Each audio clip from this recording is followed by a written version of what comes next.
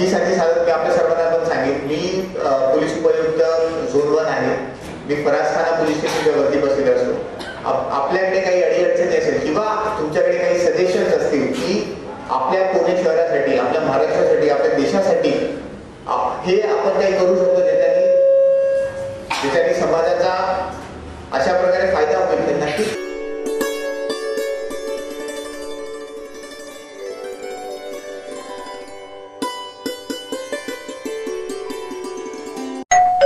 अहो उठा ना, ऑफिसला नाही का जायचं? अगं मला आज फ्रेशच वाटत नाही, काही करायची इच्छाच नाही। अहो मग तुम्ही आजपासूनच न्यू युनायटेड फार्मसीचे गुड मॉर्निंग चूर्ण घेणं सुरू करा। अपचन, मलावरोध, बद्धकोष्ठ, आम्लपित्त आणि पोटाच्या तक्रारींवर खात्रीशीर आयुर्वेदिक उपाय गुड मॉर्निंग चूर्ण। 35 वर्षांपासून सगळ्यांच्या पसंतीचे गुड मॉर्निंग चूर्ण औषधांच्या प्रत्येक दुकानात मिळते।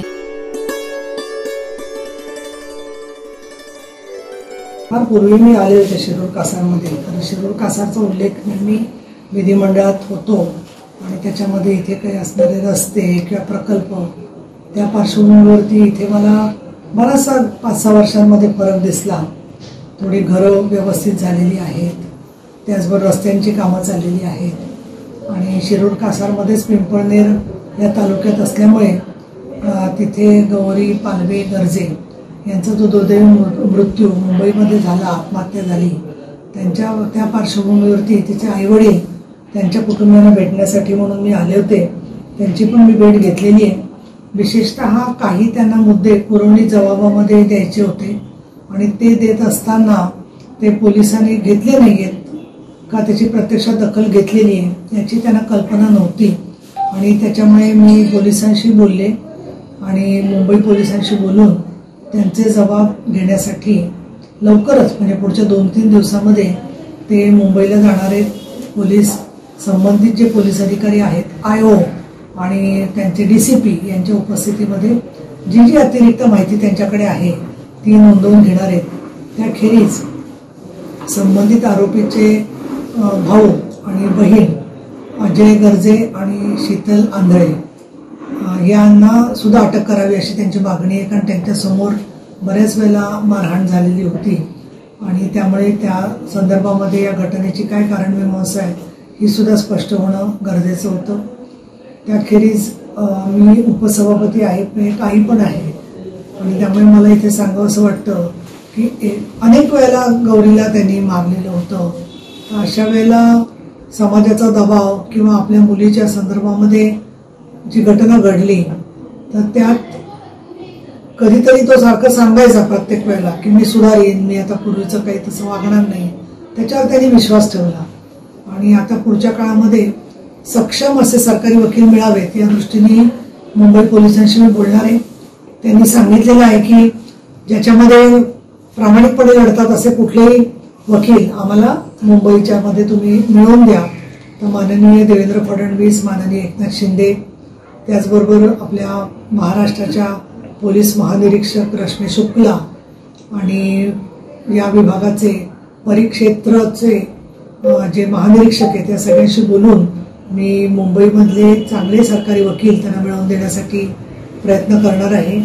पोलिसांना पण मी तशा सूचना दिलेल्या आहेत। त्याचबरोबर जे अजून लोक संशयित ताब्यात घ्यायचे असतील तर त्यांची सुद्धा चौकशी करून त्यांना अटक करावी हे देखील मुद्दा सांगितलेला आहे।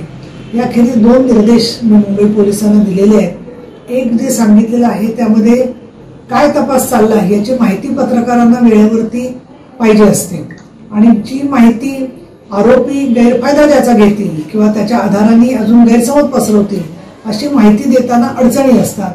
तर या पार्श्वभूमीवर तांत्रिकदृष्ट्या काय चाललंय, कसा तपास प्रगती पथावर आहे या दृष्टिकोनातून पोलिसांनी मधून 1-2 दिवसांनी बुलेटिन काढावं।